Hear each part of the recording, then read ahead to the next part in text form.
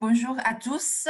Je crois maintenant je peux commencer. Bonjour mes amis, ravi de vous rencontrer en ligne. Je suis Camille Chen, viens de Interco, consultante ou conseillère en conformité réglementaire cosmétique en Chine. Je m'occupe régulièrement de l'enregistrement et du dépôt de dossiers de produits cosmétiques en Chine. Comme il s'agit d'un webinaire interne pour nos clients et nos amis, je ne vais pas trop présenter l'entreprise Interco maintenant, mais je vais passer directement passer à notre sujet d'aujourd'hui. Vous pouvez laisser des questions dans la zone de messages. Attendez. Oui, vous pouvez envoyer les messages sur cette zone. Et puis, aujourd'hui, on va parler 5 choses. Premièrement, je vais vous présenter le contexte et situation actuelle sur la conformité des cosmétiques en Chine. Deuxièmement, c'est une nouvelle responsabilité sur les différents sujets d'identité. Troisièmement, c'est le plus important d'aujourd'hui, c'est les nouvelles exigences sur la préparation du lancement de produits. C'est les nouvelles règles sur les situations illégales. Dernièrement, c'est les suggestions pour vous. Alors, on peut voir il y a une chronologie et elle montre les changements majeurs dans la réglementation cosmétique en Chine. La première loi fondamentale de la cosmétique a été publiée par le ministère de la Santé, MOH, en 1989 et est toujours en vigueur aujourd'hui. Les exigences d'enregistrement des cosmétiques ont été mises en œuvre depuis lors. Et ici, j'ai pris des notes en bas pour mieux comprendre les constitutions en anglais et en français parce que je crois que vous êtes plus familier avec les abréviations anglaises, je crois. Là, je continue. Attendez. En 2008, le Conseil des affaires d'État a été réformé. Les responsabilités de gestion des cosmétiques sont passées de MOH à CFDA. Depuis lors, le système de réglementation cosmétique a été progressivement amélioré de 2010 à 2014. Et de nombreuses exigences actuelles ont été émises au cours de cette période, telles que le nom indie chinois, la norme d'examen des documents d'enregistrement.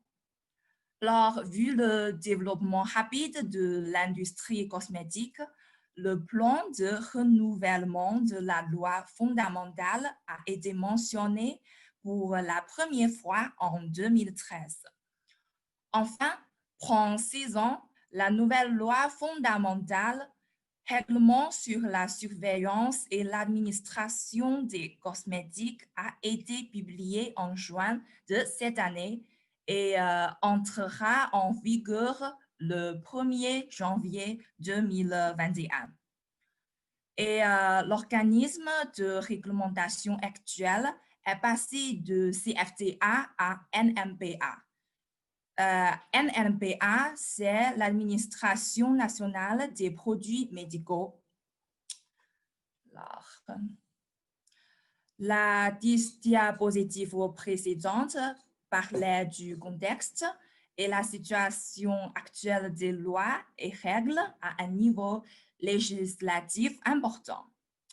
Alors maintenant, je vais vous expliquer la définition sur les cosmétiques.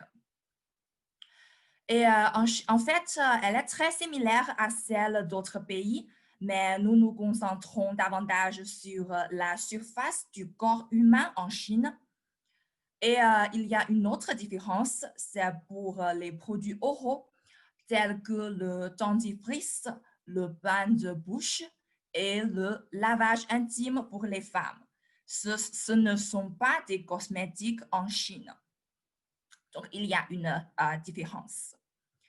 Et puis, les cosmétiques sont actuellement divisés en produits nationaux et importés en fonction du lieu de production. Et voilà une image. Et selon la fonction de produit, ils seront classés comme usage non spécial et usage spécial. À l'usage spécial se réfère uniquement à 9 fonctions listées ici. Ce sont les pousses de cheveux, coloration pour cheveux, blanchiment, anti-taches, protection UV, etc. Et outre ces fonctions, tous les autres produits sont considérés comme des cosmétiques à l'usage non spécial. Les produits spéciaux doivent compléter le processus d'enregistrement qui prend au moins 1 an ou 1 an et demi, ça un peu longtemps. Et tandis que les produits non spéciaux doivent compléter une procédure de dépôt qui prend 3 ou 5 mois. Alors, maintenant, en ce qui concerne les ingrédients, la formule cosmétique doit respecter au moins 2 normes ci-dessous. Le premier est la norme de sécurité et technique pour les cosmétiques et c'est STSC en anglais. Et il présente les listes des ingrédients conservateurs, teinture capillaire, colorants et filtres UV interdits et restreints. Il est très similaire aux annexes des règles de l'Union européenne, je crois. Et le second est un inventaire appelé IECIC en anglais. Il répertorie 8783 ingrédients qui étaient utilisés en cosmétique en Chine avant 2015.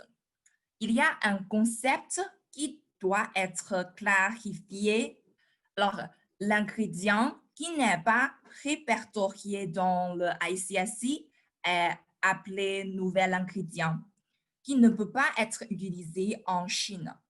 Mais cela ne signifie pas que tous les ingrédients listés dans le ICSI peuvent être utilisés en Chine. Et s'il y a un nouvel ingrédient dans votre formule, vous ne pouvez pas enregistrer ou déposer le produit, à moins que le nouvel ingrédient ne soit enregistré. Alors, dans cette page, on peut savoir que le 29 juin cette année, la nouvelle réglementation CSAR a déjà publié et du règle 1989 à la réglementation d'aujourd'hui, c'est une mise à jour majeure après 31 années. Et cette loi fondamentale réinitialise la définition, la classification, l'organisme responsable, les exigences en matière de documents, etc., couvrant tous les aspects de la production et de l'exploitation dans cette industrie cosmétique à partir d'un niveau macro. Des règles, des guides et des normes plus détaillées sont donc nécessaires pour soutenir CSAR. Ouais, au cours des 3 derniers mois, il y a 11 règles de soutien qui ont été publiées pour les publics. Et bien que ces règles ne soient que des projets déjà, on peut s'attendre à ce qu'elles soient établies dans un court laps de temps pour soutenir la mise en œuvre de la loi de niveau supérieur l'année prochaine. Et donc, en ce qui concerne le contenu que nous allons présenter ensuite, je ne pourrais peut-être pas garantir qu'il sera mis en œuvre de cette manière, mais je pense qu'il est nécessaire que chacun comprenne ce qui est écrit dans le projet, dans la loi, sur la base de l'expérience passée. Le texte final ne différera pas beaucoup de l'avant-projet. Alors, après avoir fait connaissance du contexte et situation actuelle sur la conformité des cosmétiques en Chine maintenant, nous allons parler d'abord des nouvelles fonctions parmi les différents sujets d'identité. Un changement très important présenté dans la nouvelle réglementation CSAR est de clarifier à nouveau la division et les responsabilités de chaque identité dans l'industrie cosmétique. Sur le côté gauche, vous pouvez voir 6 sujets ou 6 images d'identité, personnes d'enregistrement et personnes de dépôt. On va discuter ça premièrement. Et pour un produit spécial, on appelle le demandeur qui est la personne d'enregistrement. Mais pour un produit général, c'est toujours la personne de dépôt. En fait, qu'il soit appelé la personne d'enregistrement ou de dépôt, c'est exactement le propriétaire de marque. C'est vous, je crois. Le demandeur qui fait l'enregistrement ou fait le dépôt pour les cosmétiques. Et j'ai choisi ici quelques points clés pour le propriétaire de marque. Le contenu marqué en rouge sont des exigences très nouvelles en Chine.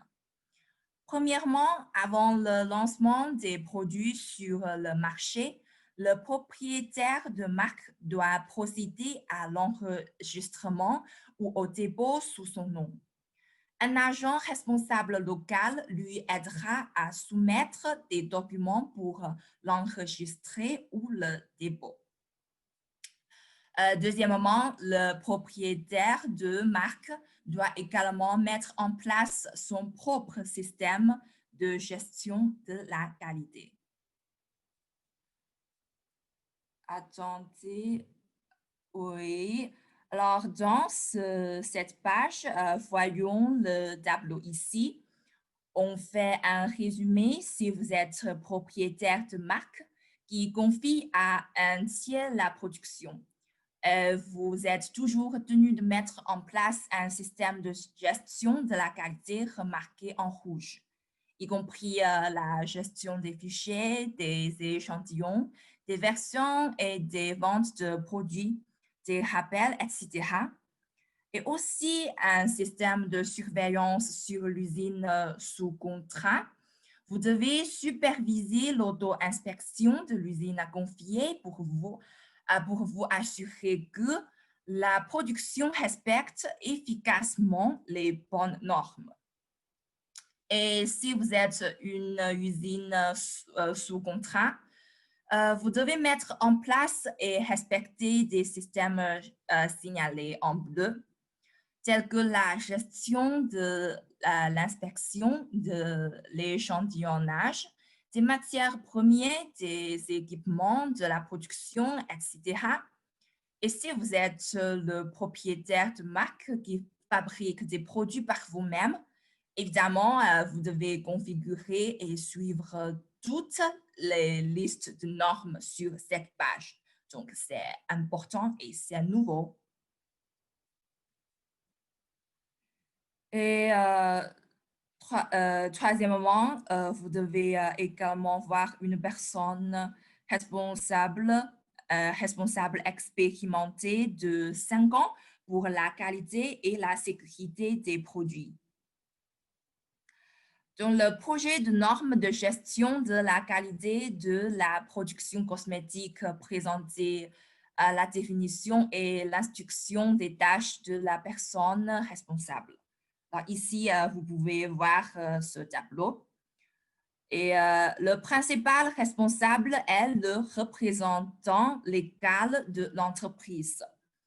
Et vous devez avoir un responsable de la qualité et de la sécurité du département qualité et du département production. Il y a des exigences de base sur le sujet, le diplôme, les connaissances et l'expérience ici. Par exemple, la personne responsable de la qualité et de la sécurité doit se spécialiser dans les domaines de cosmétique, de la chimie, du génie chimique, de la biologie, etc.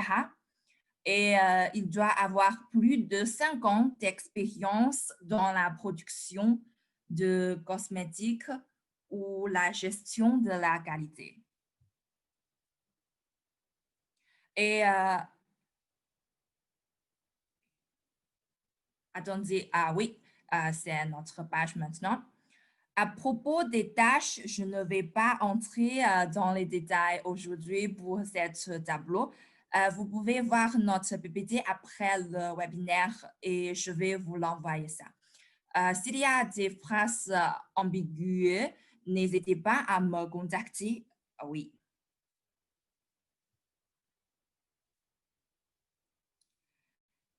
Oui, maintenant le quatrièmement, le propriétaire de marque doit annoncer les données des études d'efficacité au public et accepter la supervision sociale.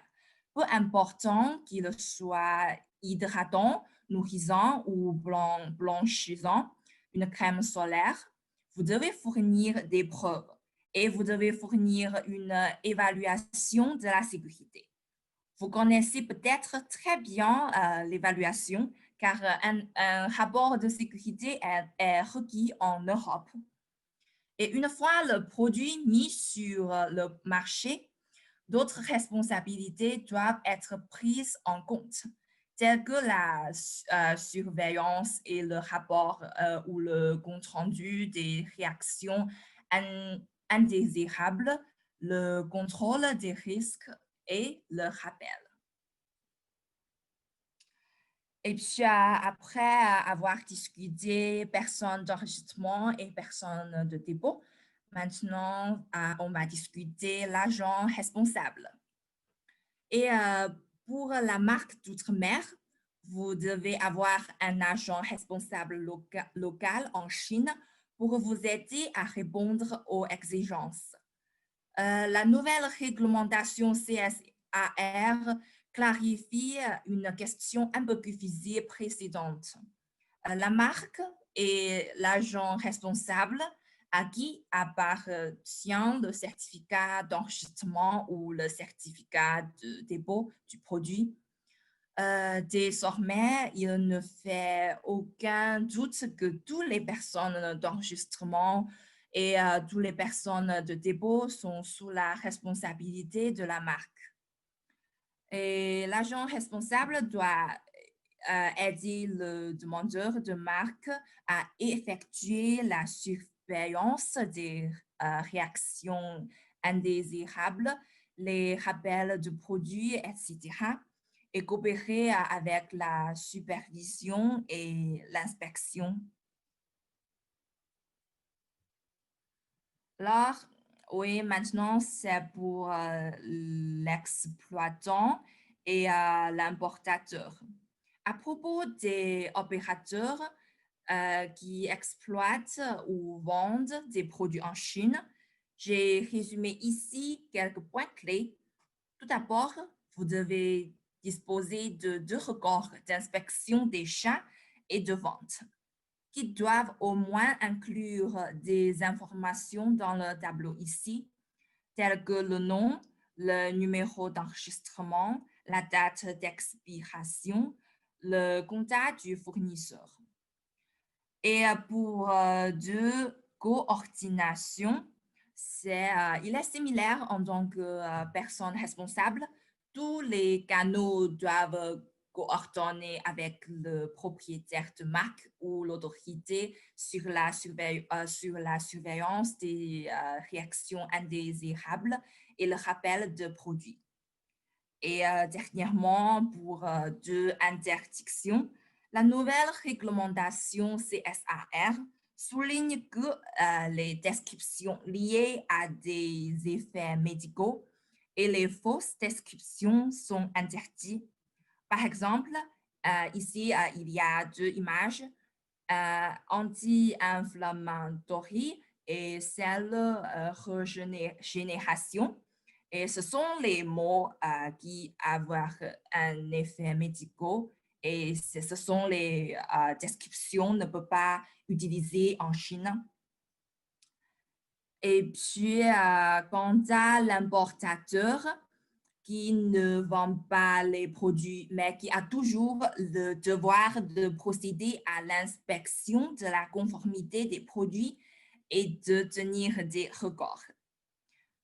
Et à propos des fabricants, des laboratoires de l'autorité, chaque partie est clairement définie dans la nouvelle réglementation et j'ai partagé une partie du système de gestion des fabricants avant.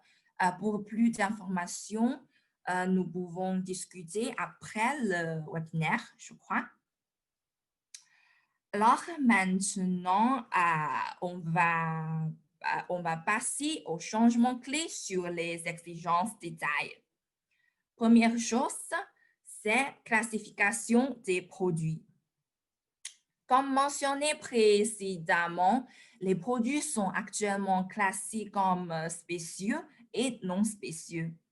Et pour les produits spécieux, inclut 9 types de fonctions. Mais l'année prochaine, cette catégorie sera réduite à 6, c'est-à-dire 5 plus X.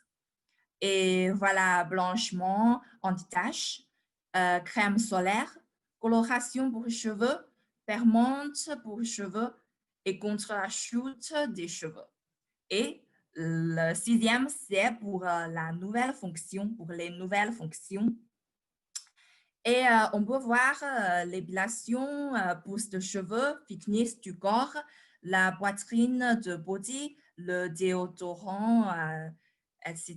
peuvent être classés à l'avenir comme des produits médicamenteux ou généreux en fonction de son mécanisme d'action. Donc, en ce qui concerne ce qu'est un nouveau produit fonctionnel, l'autorité émettra également règles et catalogues de classification cosmétique qui impliquent la classification des fonctions, du site d'action, de la forme du produit, des utilisateurs cibles des produits existants. Alors, à l'avenir, chaque produit aura un code de classification à 5 chiffres. Voyons d'abord le tableau de droite. Vous pouvez voir qu'il y a au total 28 fonctions qui peuvent être revendiquées maintenant et 13 sites d'action, y compris le corps, le visage, les cheveux, etc. Et 14 formes de produits. Les utilisateurs cibles seront divisés en général, bébé et enfant. Par exemple, le code 03, 03, 02, 02, 02 fait référence à une lotion pour le corps émolliente pour bébé. Et 03, 02, c'est 01, 02. Cela signifie que le produit utilise une nouvelle forme. Et alors, il est également considéré comme de nouveaux produits fonctionnels qui doivent suivre la procédure d'enregistrement, c'est-à-dire c'est un cosmétique à l'usage spécial. Et quant au dentifrice, ce n'est pas toujours pas un cosmétique, mais la NMPA se référera à l'enregistrement des produits cosmétiques généraux pour un nouveau système de classement des dentifrices. Et pour le savon à usage général ne suivra pas l'enregistrement de la cosmétique générale. Après, on va discuter les ingrédients, discuter de la gestion des ingrédients.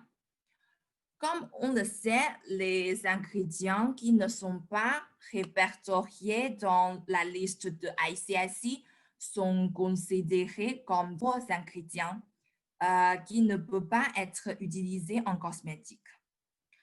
Maintenant, si vous souhaitez utiliser de nouveaux ingrédients dans les cosmétiques, vous devez d'abord enregistrer l'ingrédient.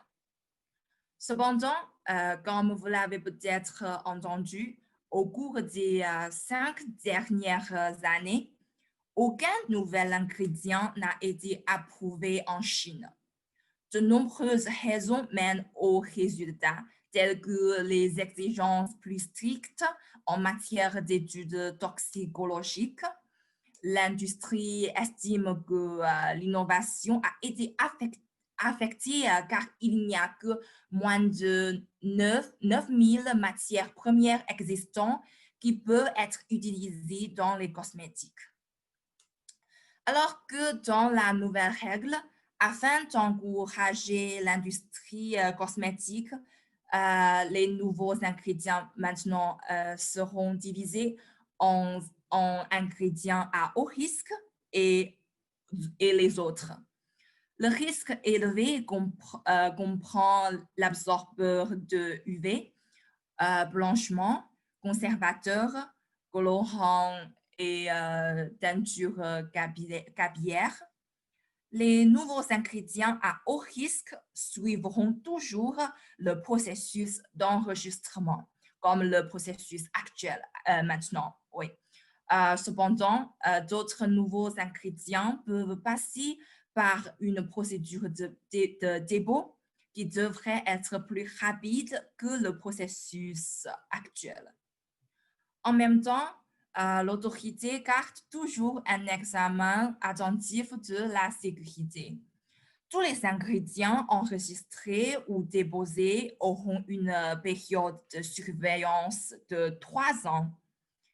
Et pendant cette période, seul le demandeur lui-même ou autoriser son client qui peut utiliser ces nouveaux ingrédients.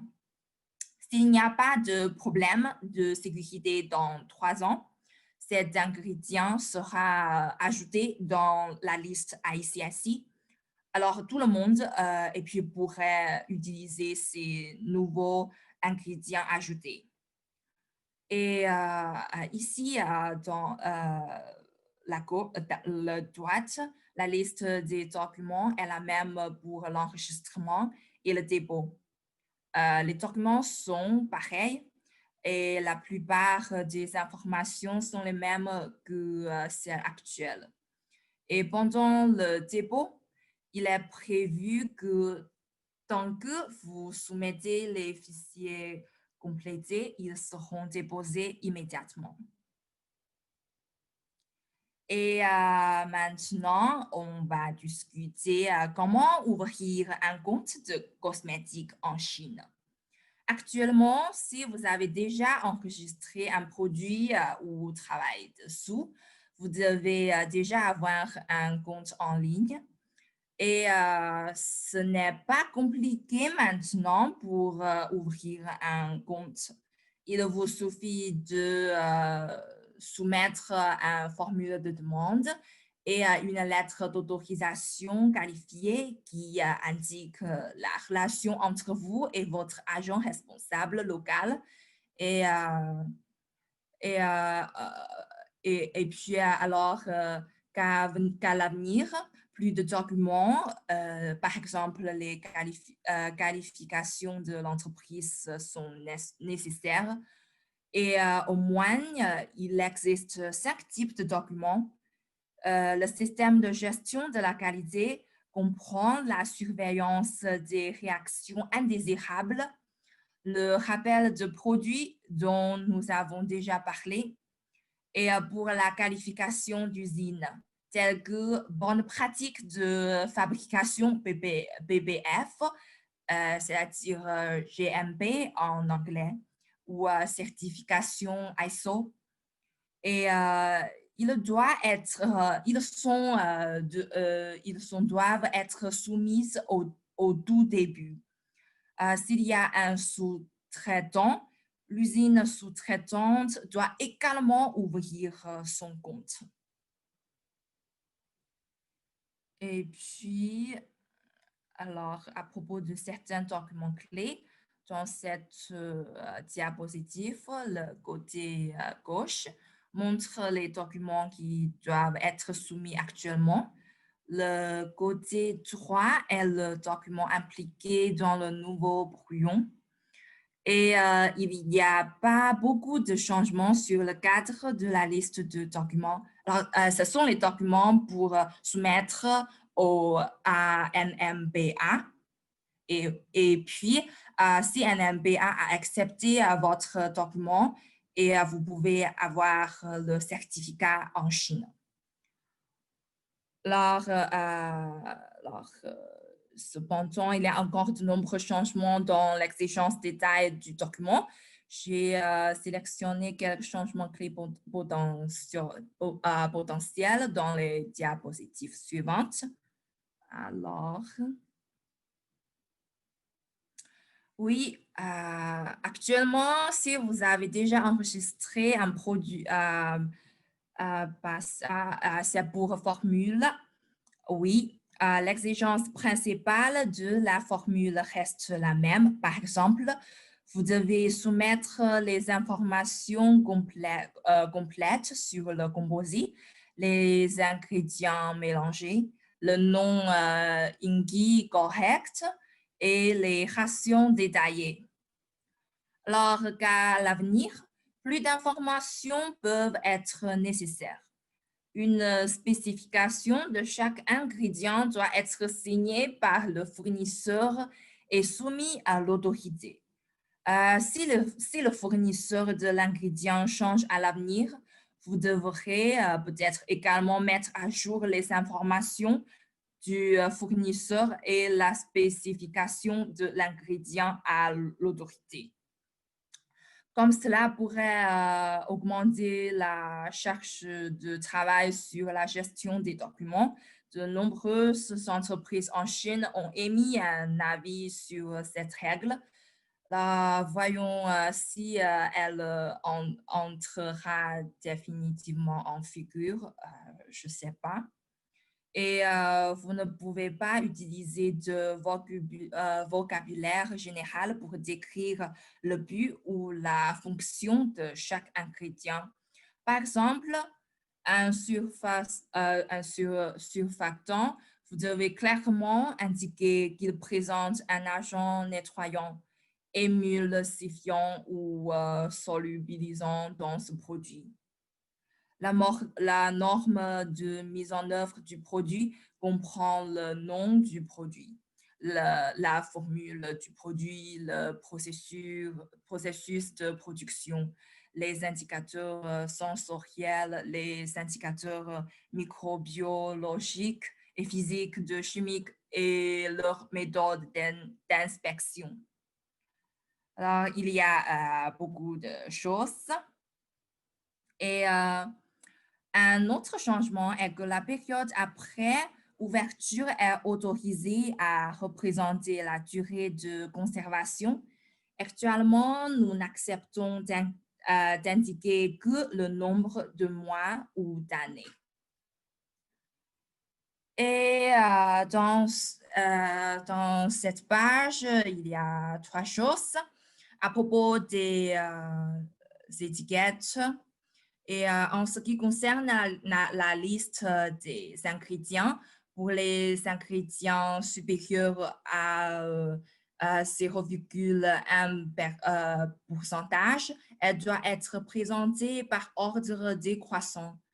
Cette règle est différente de la règle actuellement et également différente de l'Europe. Donc, la ligne de division par ordre décroissant est de 1 pourcentage, mais elle peut être changée à 0,1 pourcentage à l'avenir. Et pour les ingrédients inférieurs à 0,1 pourcentage, ils doivent être indiqués séparément et intitulés oligo-éléments. Cette règle a également suscité beaucoup de controverses dans l'industrie cosmétique. Nous ne savons pas s'il sera mis en œuvre à la fin. Et deuxièmement, c'est pour la durée de conservation. PAO est obligatoire, mais différent de celui en Europe. Si vous souhaitez utiliser PAO pour indiquer la durée de conservation, vous devez également indiquer la date de fabrication sur l'emballage. Et les emballages premières et secondaires doivent disposer de ces informations. Alors, dernièrement, pour le nom du produit, l'emballage principal doit également porter le nom complet du produit qui peut inclure le nom chinois. Cela cause également une grande controverse dans l'industrie cosmétique en Chine maintenant. Et puis, pour les descriptions sur l'emballage. Pour les produits importés, les descriptions relatives à l'efficacité et à la sécurité doivent être les mêmes en chinois. Et donc, les descriptions en chinois et la langue d'origine, c'est toujours la pareille, oui. Par exemple, s'il prétend les mots comme hydrater, réparer sur l'emballage d'origine, vous devez avoir la même traduction ou la même description sur l'étiquette chinoise. Il y aura un lexique dynamique pour les mots interdits plus tard et je crois que c'est seulement en chinois. Et puis, insister sur l'interdiction de toute description qui tente d'impliquer une fonction incohérente des produits, conditions médicales, etc., par marque, couleur, motif, etc. Et si l'efficacité du produit est vérifiée dans un laboratoire qualifié chinois, vous pouvez marquer une phrase sur votre emballage efficace vérifié sur l'étiquette chinoise.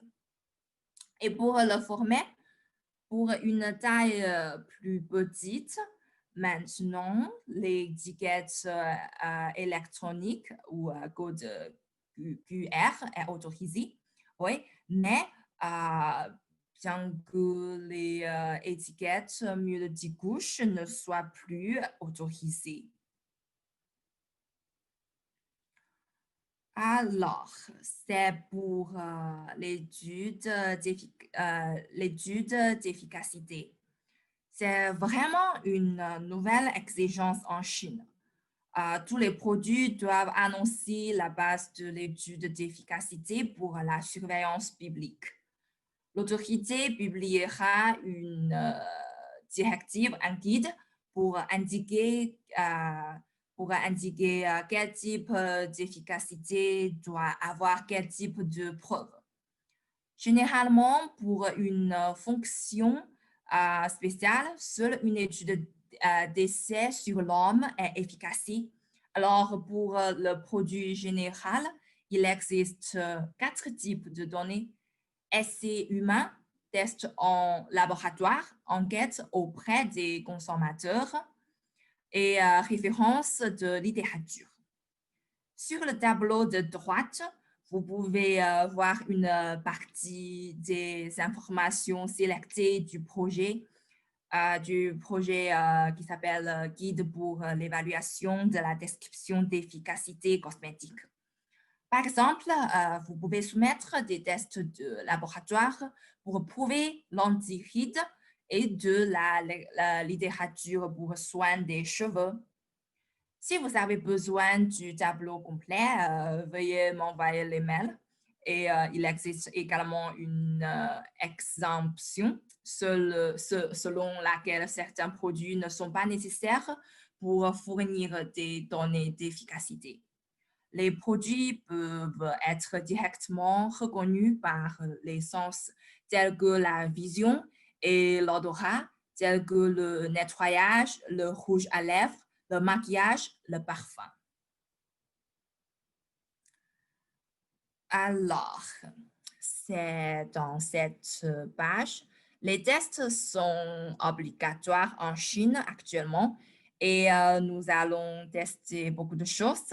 On va tester sur la microbiologie, les études mentales lourdes, toxicologiques et certains ingrédients à risque. Il pourrait y avoir un changement sur l'étude toxicologique. C'est vraiment une bonne nouvelle. Et autrement dire, à l'avenir, il est possible de dispenser de tests sur les animaux pour les produits importés. Il y a quelques conditions préalables. Il doit d'abord s'agir d'un produit général. Puis, l'usine doit avoir un certificat de qualification, alors GMP en anglais, délivré par l'autorité de régulation du pays ou de la région. Alors, veuillez noter qu'il doit être émis par le gouvernement et non plus par un GMP émis par une association industrielle ou une institution de certification TS. Ensuite, l'évaluation de la sécurité pourrait confirmer pleinement la sécurité du produit. Tant que le produit remplit 3 conditions, vous pouvez renoncer aux tests sur les animaux. Il existe également des circonstances qui ne peuvent pas demander une dispense de tests toxicologiques, produits pour bébés, produits avec nouvelles ingrédients surveillant déjà, etc. Liste dans cette page, oui, vous pouvez lire. Alors, il y aurait également un guide pour l'évaluation de la sécurité. Le principe général est similaire à celui de l'Union européenne. Aujourd'hui, nous ne discuterons pas de détails. Dans cette page, on va discuter attendez.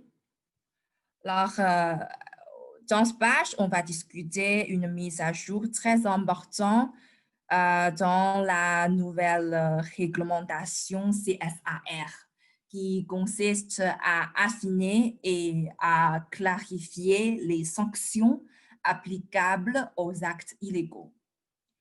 Dans le règlement original de 1989, il y avait peu d'explications sur les questions illégales et les sanctions étaient relativement légères. Le coût des violations des entreprises était faible, ce qui n'était pas propice au développement du secteur de la réglementation. Dans la nouvelle réglementation, les violations ont été détaillées et les sanctions ont été renforcées. Avant de passer en revue les sanctions, je mets à jour ici le nouveau projet de système d'échantillonnage. L'inspection par échantillonnage est également une méthode clé pour vérifier la conformité des produits vendus sur le marché. L'inspection se concentrera principalement sur 5 catégories. Les produits qui sont largement vendus et utilisés fréquemment, les produits pour bébés ou enfants, les produits retiennent l'attention des consommateurs, les produits à haut risque potentiel sur la base de l'inspection précédente et d'autres circonstances. L'inspection peut être effectuée en ligne ou sur place, et c'est à la droite. Et s'il est sur place, ces 5 documents doivent normalement être fournis, tels que le certificat d'enregistrement du produit, le dossier d'achat.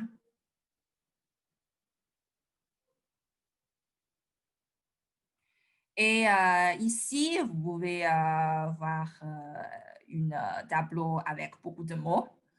Les principales sanctions sont divisées en 4 catégories. Violation générale, violation plus grave, violation grave, violation particulièrement grave, et impliquant une amende, acte de commerce et plus important encore, des sanctions pour le responsable. Alors, le représentant légal et le responsable de la sécurité et de la qualité seront donc fortement impliqués dans les sanctions. Et vous pouvez lire après. Ouais.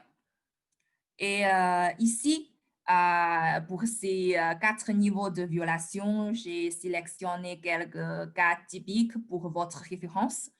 Du niveau le plus léger, si le système d'approvisionnement n'est pas établi ou mis en œuvre dans les opérations quotidiennes, il s'agit d'une violation générale de la loi.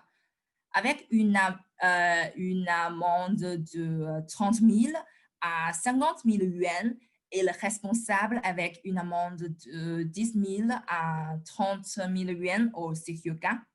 L'importation ou la vente de produits généraux qui n'ont pas été déposés constitue une violation relativement grave de la loi.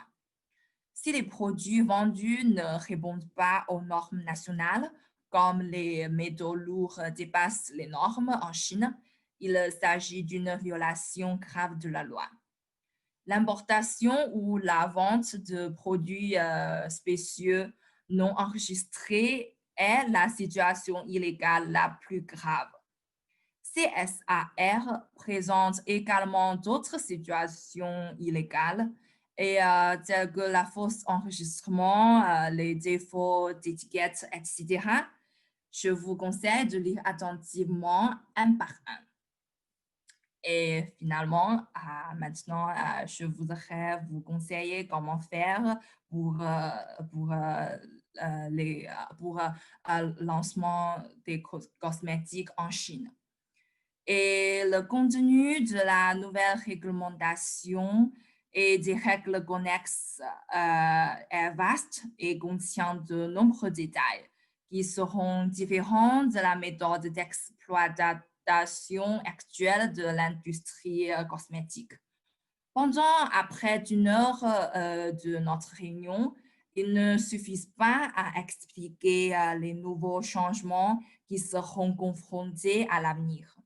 L'ensemble de l'industrie peut prendre au moins 6 mois ou 1 an pour s'adapter à la nouvelle politique.